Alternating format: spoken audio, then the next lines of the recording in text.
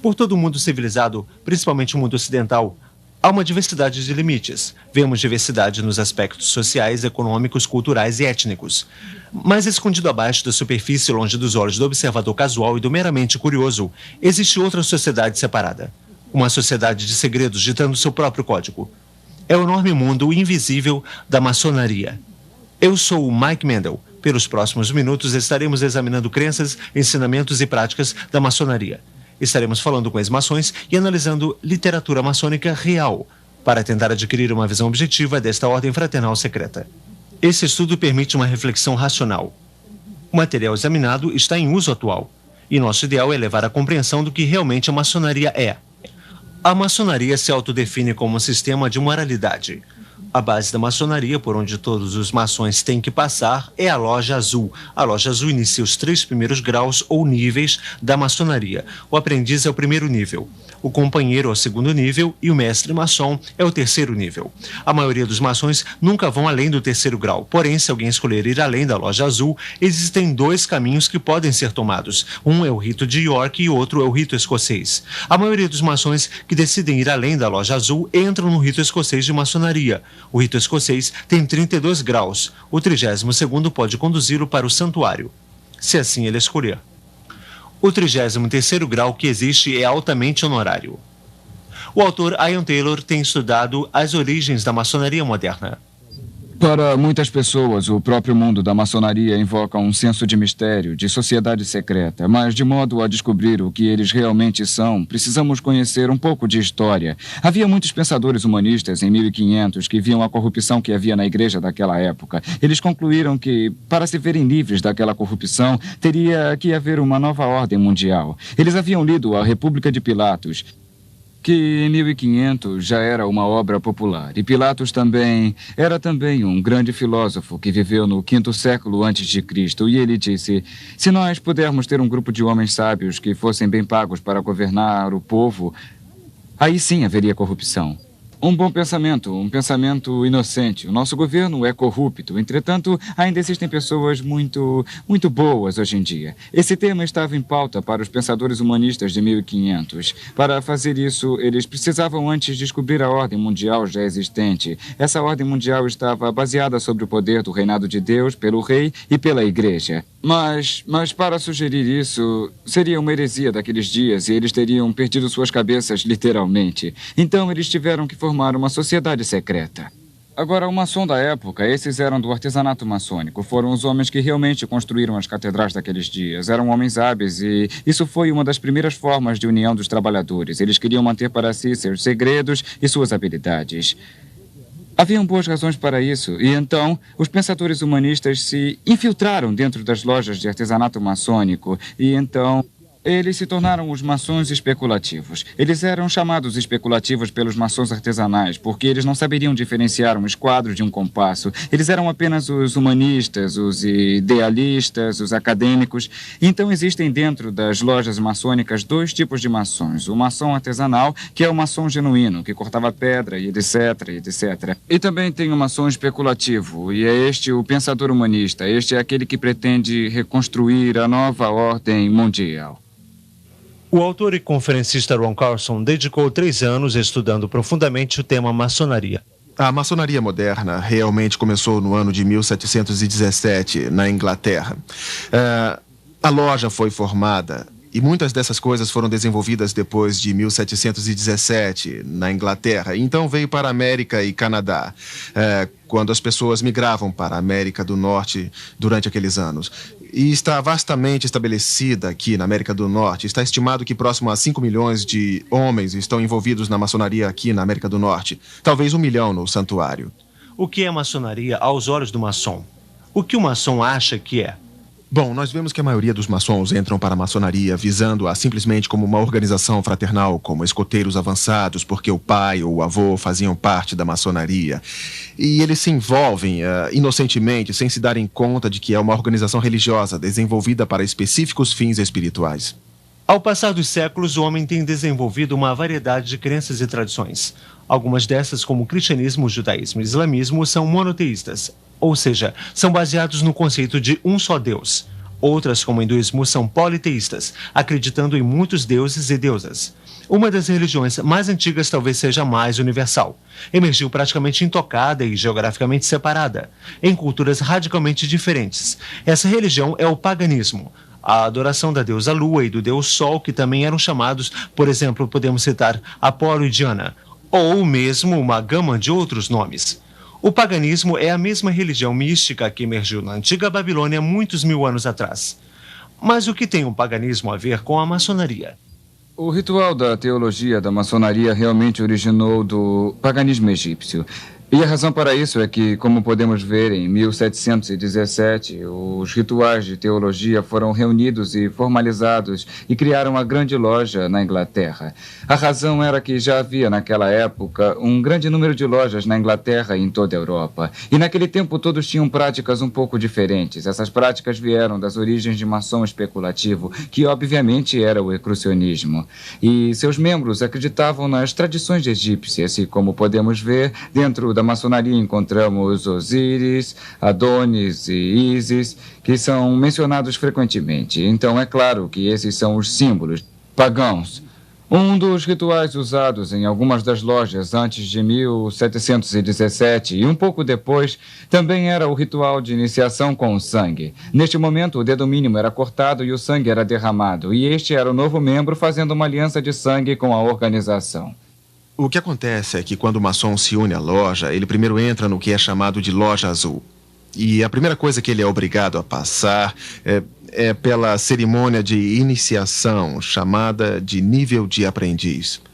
E nesta cerimônia de iniciação, parte da sua roupa será tirada e uma venda será colocada sobre seus olhos e uma corda em seu pescoço. E ele vai ser trazido para a porta da loja maçônica.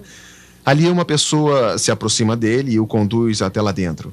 E ali ele vai se achegar ao altar. E o mesmo maçom vai ficar atrás do altar e depois do altar fica um homem chamado Venerável Mestre. Hoje percebemos que quando um novo membro se junta à organização, ele se ajoelha com os olhos vendados e com o peito nu. O mestre da loja encosta uma espada de ponta afiada no peito esquerdo. E eles são inquiridos com os olhos vendados a fazer um juramento de sangue, para não revelar os segredos da maçonaria, ou eles perderiam sua vida.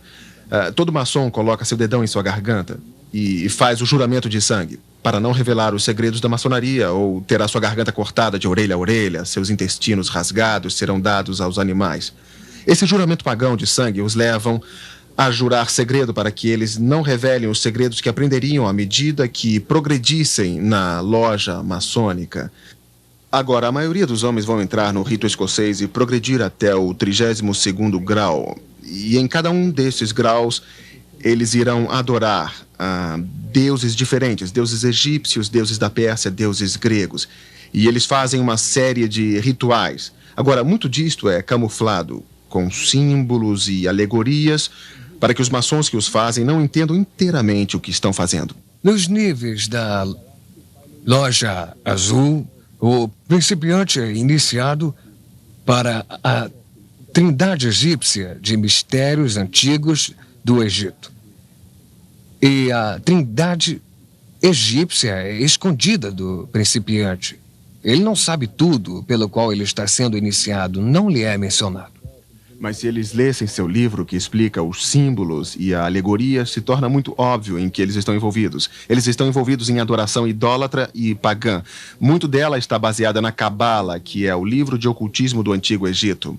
Está baseado em paganismo egípcio e adoração da natureza. É realmente isso. Está baseada na adoração no poder regenerativo do macho e no poder regenerativo da fêmea. É o resultado. Qualquer historiador iria logo concordar que o paganismo era e é uma religião da natureza. Seus rituais eram intencionalmente desenvolvidos ao redor das fases da lua, bem como das estações do ano, etc. Rituais foram desenvolvidos para encorajar colheitas, procurando pela bênção do sol, aquele que dá o calor e é a contrabalança da lua, o tempo de paz para plantar e colher. Desta dualidade de adoração, sol e lua, luz e escuridão, ativo e passivo, macho e fêmea, O paganismo desenvolve direitos de fertilidade baseada sobre o ato sexual e, mais especificamente, órgãos reprodutores sexuais. Esta é uma das razões pelas quais o maçom, quando entra na loja, é obrigado a vestir um avental de pelica branco. O maçom usa esse avental de pelica branco como uma cobertura. O que eles realmente acreditam na maçonaria é no princípio gerador da vida. Você sabe que eles usam o esquadro e o compasso com a letra G. Você vê o esquadro e o compasso com o G nas lojas maçônicas. Uns maçons vão até dizer que é geometria que é geometria do universo, ou que significa Deus. Na verdade, o próprio livro deles diz que é o princípio gerador da vida.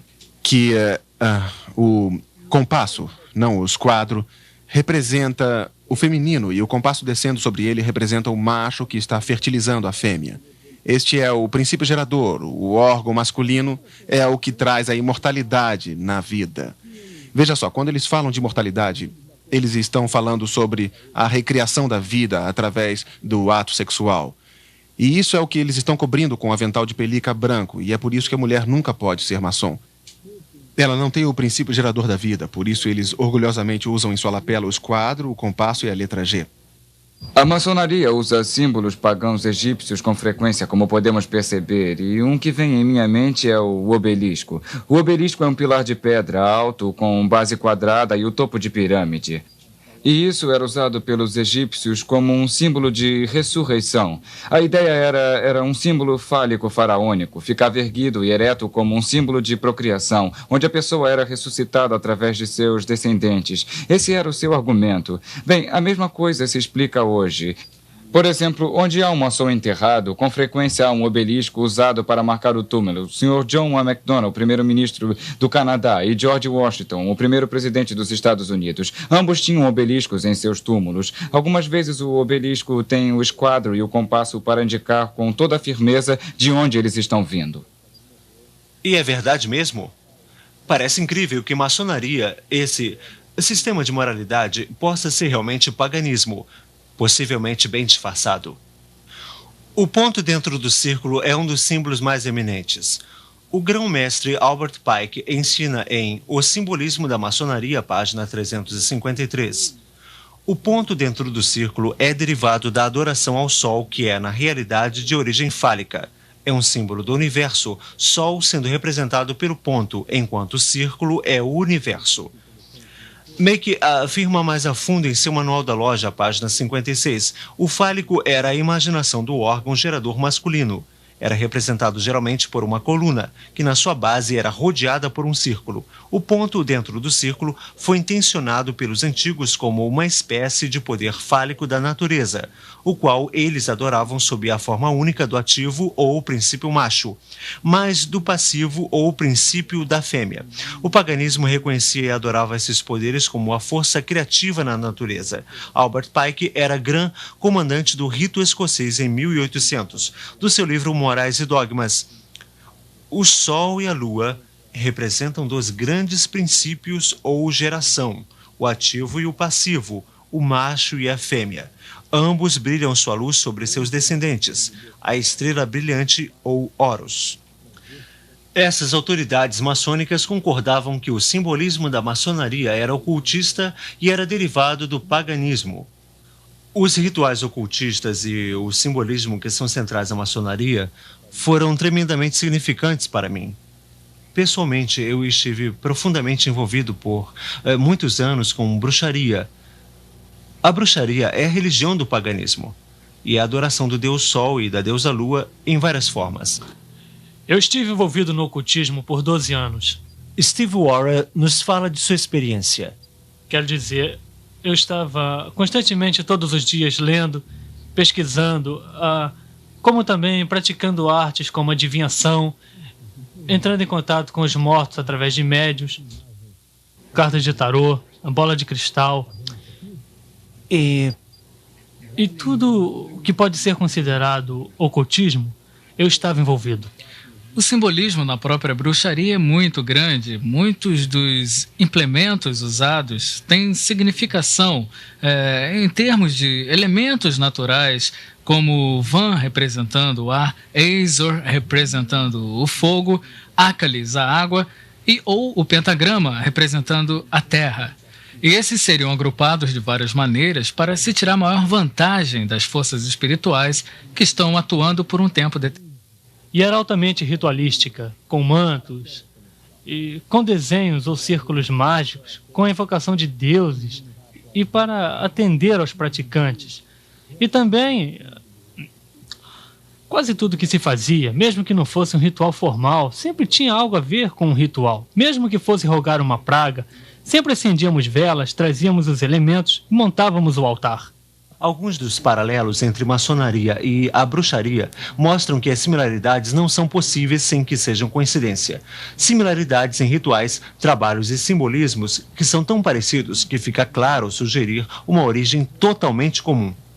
Para examinar essa possibilidade, falei com um número grande de ex-maçons e comparei a iniciação da Loja Azul com a iniciação dos ex-bruxos. Na iniciação da maçonaria, éramos recomendados por outro maçom. Para se juntar à seita, primeiro tínhamos que ser selecionados. Nós tínhamos que ser recomendados por alguém que já estivesse na bruxaria. Quando fui iniciado, meus olhos foram vendados. Me puseram uma corda e no peito me encostaram a ponta de uma espada. Na bruxaria nós éramos iniciados através de um tipo de ritual, de cerimônia de iniciação, onde o candidato era conduzido com uma corda e com os olhos vendados até chegar à borda de um círculo mágico. E a corda estava no meu pescoço e fui conduzido adiante. E na frente, no outro lado do prédio, ficava o venerável mestre. Me ajoelhei diante dele, como se ele fosse um deus.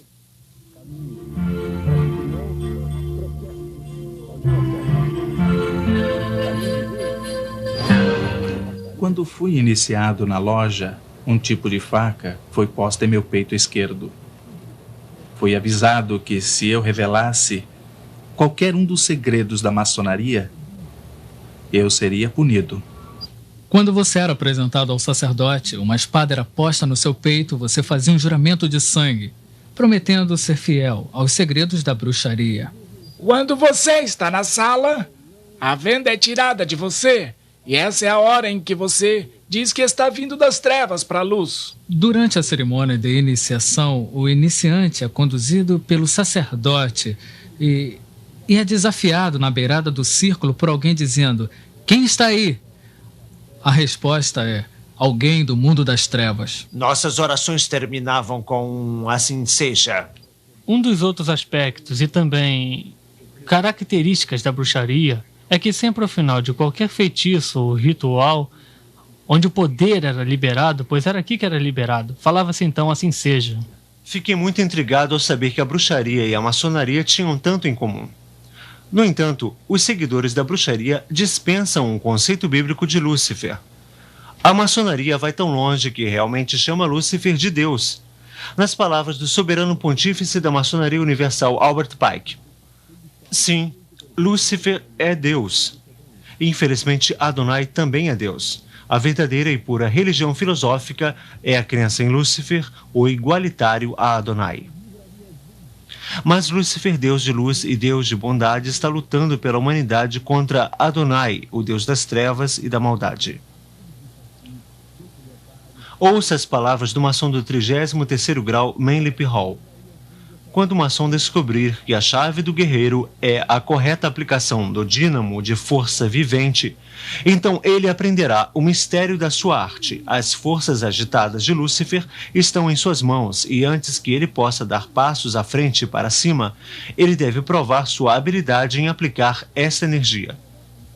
Dos literalmente milhões de maçons do mundo todo, quantos estão realmente conscientes do real significado dos símbolos maçônicos? A resposta é bem poucos. Como a maioria dos maçons nunca ultrapassam o 3º grau da loja azul, a classificação de mestre maçom, a maioria deles nunca descobrem no que estão envolvidos. E nunca vão descobrir o que é maçonaria, a não ser que tentem entrar nos níveis mais altos do rito escocês ou do rito de York. De fato, eles não são só ignorantes, são deliberadamente enganados por seus superiores na loja. Assim falou a própria autoridade Albert Pike. Os níveis azuis não são mais do que a parte de fora do templo. Parte dos símbolos são expostos ali para os iniciantes. É intencional que eles não os entendam, mas é intencional que eles pensem que os entenderam. Quando muitos maçons passam pelos primeiros 3 graus, tornam-se mestres maçons e param por aí, pensando que é somente uma organização fraternal. E eles não percebem que seus líderes têm conscientemente mentido e os enganado porque eles não querem que se entenda os verdadeiros ensinamentos da maçonaria. Eu comecei com boas intenções, achando que estava entrando numa fraternidade de fato muito interessada em ajudar pessoas. Mas agora eu percebo que em escalões mais baixos, níveis inferiores, você não sabe toda a verdade. O significado da loja e o que ela era para mim... Um grupo de pessoas que estavam ali para ajudar os outros. E haviam diferentes coisas assim, que se podiam perceber na loja. As pessoas estavam juntas, unidas por algo. E pensei ser uma organização cristã. O que fazia alguém pensar que a loja maçônica era um lugar cristão? Era o fato que encontrei pessoas que eram membros da mesma igreja a que eu pertencia, a Igreja Presbiteriana do Canadá, como membros da loja, membros em posições importantes na loja. E acontecia que essas pessoas, dentro dos rituais, usavam citações das Escrituras. Então, isso me fez pensar que eu estava certo. Eles pensam que estão ingressando, na verdade, numa organização cristã. Isso porque, na verdade, os 3 graus da loja azul são validados no espelho cristão. Jesus Cristo é o centro da fé cristã. E, de fato, sem ele não há cristianismo. Isto é porque Jesus declarou ser Deus encarnado e, como tal, não pode ser separado de seus ensinamentos. Ele não ensinou um sistema de moralidade para levar alguém a Deus. Ao contrário, ele disse ser o caminho ao Pai. Na maçonaria, qual é o ensinamento oficial sobre o Messias? Ouça de novo o soberano pontífice do rito escocês, Albert Pike. Ela reverencia todos os grandes reformadores. Ela vê em Moisés, o doador da lei dos judeus, em Confúcio, Zoroastro, Jesus de Nazaré e no árabe iconoclasta grandes mestres de moralidade e eminentes reformadores, e nada mais. Em outras palavras, Jesus foi reduzido a um grande reformador. Nem um pouco diferente de Confúcio ou Zoroastro, mas a Bíblia diz claramente em Atos capítulo 4: em nenhum outro há salvação, porque também debaixo do céu nenhum outro nome há dado entre os homens pelo qual devemos ser salvos. A essência do cristianismo é que o homem é incapaz de salvar a si mesmo. Por esta razão, Deus mandou seu único filho para fazer expiação por nós, morrendo em uma cruz. Isso é tão diferente da forma de ensinar de Manly Hall em seu livro Chaves Perdidas da Maçonaria. O verdadeiro maçom não é preso a uma crença. Ele percebe com iluminação divina de sua loja que, como maçom, sua religião deve ser universal. Cristo, Buda, Maomé, o nome significa pouco, porque ele reconhece somente a luz e não o condutor. Ele adora em todo santuário, se ajoelha diante de qualquer altar, seja num templo, mesquita ou pagoda, catedral, e percebe com seu verdadeiro entendimento a unidade de todas as verdades espirituais. Nenhum maçom pode ser limitado, pois sua loja é a expressão divina de toda a abrangência. Nenhum maçom pode ser limitado, pois a sua loja é a expressão de toda a abrangência. Uma afirmação interessante, já que na Bíblia Jesus Cristo diz: entrai pela porta estreita, porque larga é a porta, e espaçoso é o caminho que conduz à perdição, e muitos são os que entram por ela, e porque estreita é a porta, apertado o caminho que leva à vida, e poucos há que a encontrem. Os maçons dizem que Jesus Cristo é simplesmente outro grande mestre, outro grande profeta moral, é igual a Buda. Realmente os maçons ensinam, de acordo com Albert Pike, que Buda foi o primeiro grande professor maçônico. Então eles estão igualando Jesus a Buda, a Maomé e a líderes religiosos. Como qualquer outro líder religioso, ele não é Deus, ele não é o Salvador encarnado que veio para salvar o homem dos seus pecados, porque o maçom não precisa de um Salvador. Os maçons acham que eles podem salvar a si próprios através de boas obras. Na loja que eu pertencia, nós tivemos um muçulmano pedindo para ser membro. E os membros da minha loja não tinham como iniciá-lo porque sabiam que não poderiam iniciá-lo com a Bíblia Sagrada. Então, eles mandaram uma carta para a grande loja de Alberta, Canadá, pedindo instrução. E a carta voltou afirmando que deveríamos colocar o Alcorão com o esquadro e o compasso ao lado da Bíblia, com o esquadro e o compasso sobre o altar e iniciá-lo com todas as honras. O cristão acredita na Bíblia, no fato de que Deus existe na Trindade, as três pessoas que são o Pai, o Filho e o Espírito Santo. Mas o que a maioria das pessoas não sabem, inclusive os maçons, é que o Deus da maçonaria, o grande arquiteto do universo, também é uma trindade. Em ambos os ritos, tanto o escocês quanto o York, você descobre que os maçons estão em uma jornada procurando o nome perdido de Deus. Parte da sua religião é a crença que o nome secreto de Deus foi perdido. E eles contam toda uma história da construção do Templo de Salomão e o arquiteto Hiram Abif, que quando construíram o templo, perdeu o nome sagrado de Deus. Então eles dizem que o maçom está nessa procura para reaver o nome de Deus. E somente quando chega-se ao grau do Real Arco, finalmente é dito qual o nome sagrado de Deus e que só os maçons é que sabem. E eles se orgulham que só eles são os guardiões do nome secreto de Deus. E este nome só pode ser sussurrado entre os maçons por 3 maçons de cada vez, cada um falando uma sílaba. O nome é Jabulon, que é a combinação de 3 palavras: Jeová, Baal e Osíris, o deus egípcio.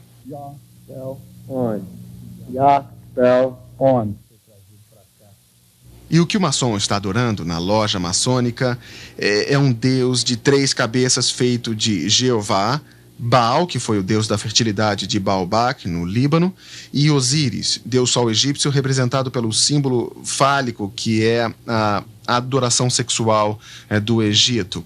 E desta combinação sai um monstro de 3 cabeças, e dizem que esse é o deus maçônico a quem eles adoram. A salvação para o cristão está baseada inteiramente no sacrifício do Senhor Jesus Cristo na cruz. A Bíblia diz que todos pecaram e estão afastados da glória de Deus. E que não importa o quanto nos esforcemos para sermos bons, jamais alcançaremos o alvo de sermos santos como Deus. Mas Deus dá o presente gratuito da vida eterna para aqueles que acreditam em Jesus Cristo e permitem que Ele pague pelos seus pecados na cruz. Nas palavras de João 3,16... Porque Deus amou o mundo de tal maneira que deu seu único filho, para que todo aquele que nele crê não pereça, mas tenha a vida eterna. A salvação para o maçom é algo totalmente diferente. Os maçons estão contando com suas boas obras, algo que a Bíblia diz que não pode salvá-los de fato. O monitor maçônico ensina que Deus, o olho que tudo vê, vai recompensar o homem de acordo com suas obras. O olho que tudo vê penetra nas profundezas do recesso no coração humano e vai nos recompensar de acordo com nossos méritos. No 19º grau do rito escocês é dito ao maçom: o maçom que tem dado prova de sua afeição aos estatutos e regras desta ordem, no final o fará merecedor de entrar na Jerusalém celestial, o céu. O 28º grau do rito escocês afirma: o verdadeiro maçom ergue-se por degraus até alcançar o céu. Os maçons acreditam que eles podem merecer a salvação e que eles podem subir uma escada até Deus, a quem eles chamam de grande arquiteto do universo, e que um dia eles vão ficar diante de Deus e Deus irá levá-los ao céu. Não por causa de Jesus Cristo, não, mas porque eles foram bons maçons e fizeram boas obras. Um dia eu estava conversando com o pontífice do santuário em Minneapolis, de onde eu sou. Ele me ligou um dia. Ele tinha ouvido a minha fita sobre maçonaria. Como é que você ousa dizer que a maçonaria não é cristã? Ele disse: eu sou um diácono na minha igreja. Ele disse: eu sou um bom cristão. Eu sou o chefe do meu santuário. Como é que você pode dizer que eu não sou cristão? Aí eu parei e lhe fiz uma pergunta. Bom, senhor, se você morresse agora e ficasse diante de Deus esta noite, e ele te perguntasse por que ele deveria deixá-lo entrar no céu, eu disse: o que você responderia? Eu nunca vou esquecer, houve um silêncio por mais ou menos 10 ou 15 segundos, então ele me respondeu: bom, eu acho que responderia que fui um bom maçom. Se os maçons estão esperando que suas lojas os salvem, sua confiança está no lugar errado, assim como os que têm sua esperança em um cargo na igreja ao invés de Cristo. Seria como depender de uma associação esportiva ou de um country club se as obras pudessem nos salvar. Eu estava pregando no Texas, no sul do Texas, numa grande igreja onde os maçons de lá, muitos deles faziam parte da liderança. E eles viram a minha fita na manhã que eu fui pregar e eles falaram: nós não sabemos por que estamos deixando você pregar. Você está criticando a maçonaria. E a maior parte da liderança era maçônica, os professores da escola dominical eram maçons. De fato, um dos líderes era o venerável mestre de sua loja na cidade e o outro era o soberano pontífice do santuário. E eles vieram a mim depois do culto e eu disse: bom, vocês têm os livros, procurem seus próprios livros dentro do contexto, tudo o que eu falei. Eu dei a eles os capítulos, os números das páginas. Eles ficaram até 4 da manhã daquele domingo vendo todos os documentos em suas próprias bibliotecas maçônicas. Eles voltaram na segunda de manhã e disseram: nós queremos que você saiba, Ron, que todos nós resignamos da loja a noite passada. E nós estamos vendo isso acontecer por todo o país, quando os maçons tirarem o embrulho e examinarem o conteúdo do que estão envolvidos, e eles vão descobrir que estão mesmo numa seita não cristã, pagã e idólatra, e que nenhum cristão deve fazer parte. Neste vídeo, tentamos ser objetivos. Nós não temos nada contra a organização maçônica nem com o indivíduo maçom. Não existe nenhuma dúvida que grande quantidade de bondade tem sido feita em nome da maçonaria e que a moral de alguns, se não de muitos maçons, é de nível muito alto. Mas isso, infelizmente, não é a questão. A questão real aqui é a religião pagã que tem mais em comum com a bruxaria do que com o cristianismo. Chega a hora em que você diz que veio das trevas para a luz. O seu Deus não é o Deus da Bíblia. É o Deus Jabulon, um composto de Jeová, Baal, o Deus da fertilidade, Osíris, o Deus Sol egípcio de adoração fálica. Sua forma de salvação não é a cruz de Cristo, mas o sistema de moralidade e boas obras para alcançar a tão almejada loja celestial. E para o maçom, Jesus Cristo não é o sem pecados filho de Deus, mas é rebaixado à posição de um simples reformador, que não é diferente de Buda, Confúcio ou Maomé. É aqui que levantamos a questão com a maçonaria. O mesmo Jesus que afirmou ser Deus em carne humana, afirmou ser o único caminho ao Pai. Também disse que não podemos servir a 2 senhores. Se você é maçom, você tem que tomar decisão. Você não pode ser um cristão e permanecer na loja maçônica. Ou você deixa seus pecados serem levados à cruz de Jesus, ou então tente pagar por eles em um sistema de moralidade e boas obras.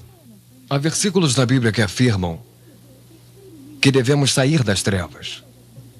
E diz também que as trevas não têm contato com a luz. E também o livro de Provérbios afirma que existe um caminho que parece reto ao homem, mas conduz à morte. Então, o meu conselho para as pessoas é que se afastem de tudo isso.